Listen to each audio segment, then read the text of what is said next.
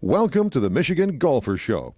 Join us each week as we explore the people, the places, and the events that shape our great game.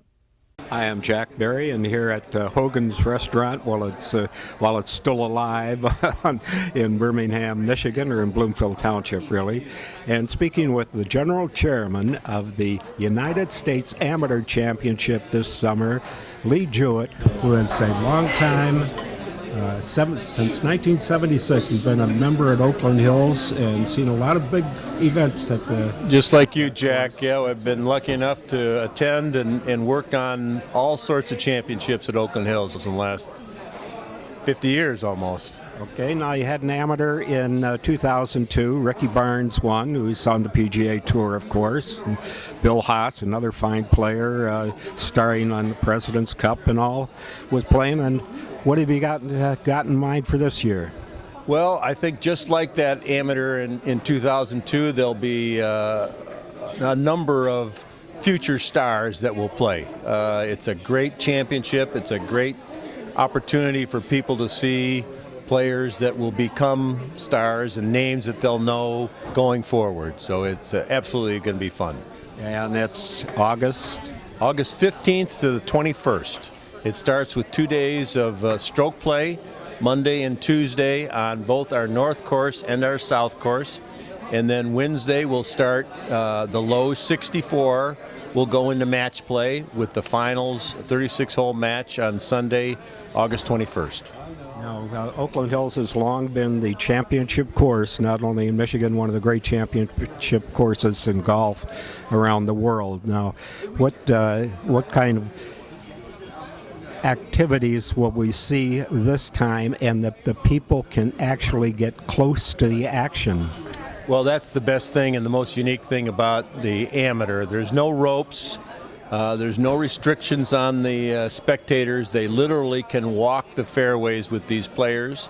The two things that kind of enter into the setup for the golf course, it will have championship conditions relative to the length of the rough, the width of the fairways, the speed of the greens. There'll be absolutely U.S. Open style championship conditions. However, certainly for the stroke play portion, because we start with 312 players, the goal is to get 312 players through the championship.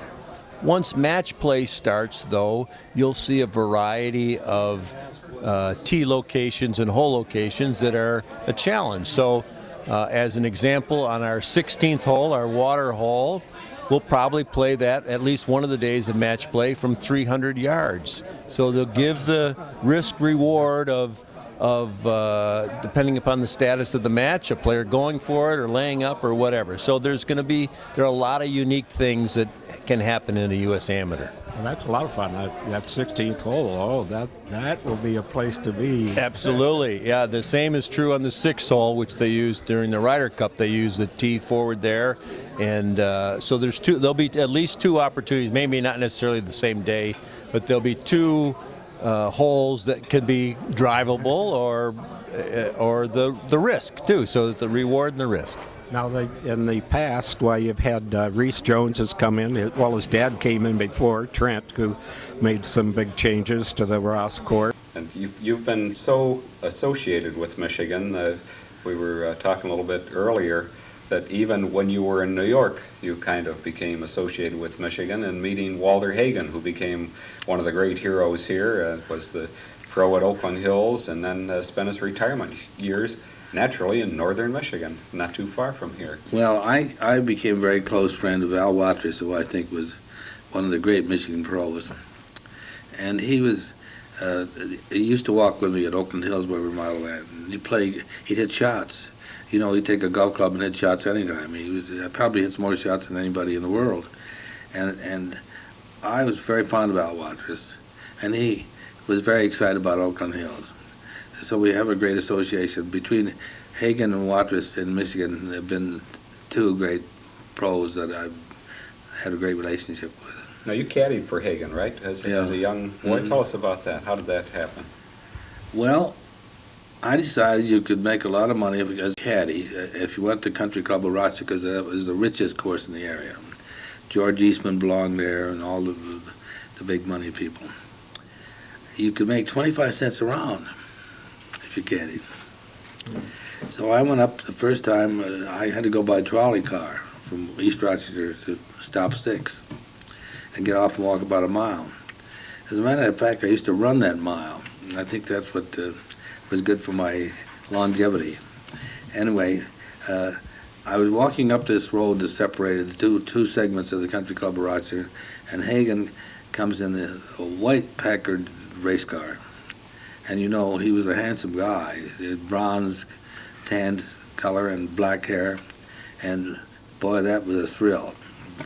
And that was my first approach to caddying whatsoever. But anyway, I got the job, and I caddied there for a while, and then I bought a club for 50 cents, a mid-iron, in the pro shop. And that's how I learned to play golf, with that mid-iron. And I learned to play well enough, so when they had an open championship in Rochester, the Rochester Journal-American, when I was 16 years old, I shot a 75 in the morning and a 69, broke the course record in the afternoon, because I'd learned to play shots effectively with that wood-shafted mid-iron.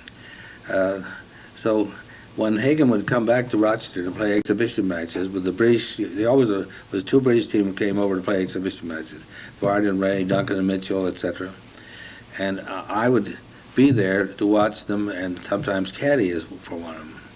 And that really indelibly got me into golf in a big way. And then Reese has been in here a couple of times before the Open, the PGA. Anything being done this time? Well, we're using all the changes that Reese Jones implemented before the 2008 PGA Championship. So the course is basically the layout, the width of the rough, the bunkers are all from left over from Reese's changes. So the North Course has been updated and renovated by Sean Smith, who works with Arthur Hills.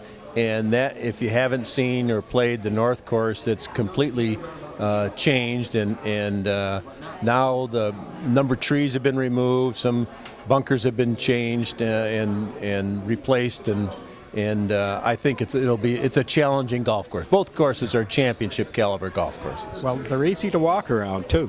They're absolutely, and with the no ropes to restrict you, you can cross the fairways, you can do anything you want, find a favorite match or favorite players and stick right with them. So yeah, it's a great opportunity. What is the price going to be? The tickets are $20 a day. A weekly pass is $75, or a book of 10 is $100. So it's very reasonable for people. And kids get in free, active military get in free, any students, current students also get in free. So there's opportunities all that abound in coming in to watch this. Well, that's growing the game, really.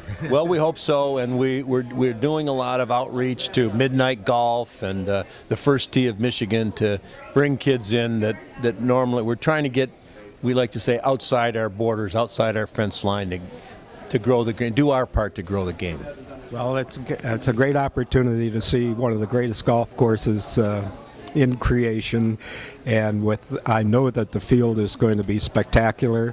You know, we've had Jordan Spieth just won he was a great amateur champion.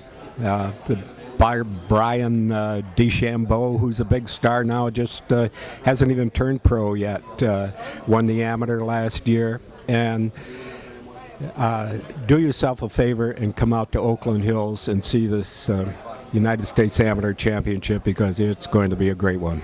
Thanks, Jack. I absolutely agree with you.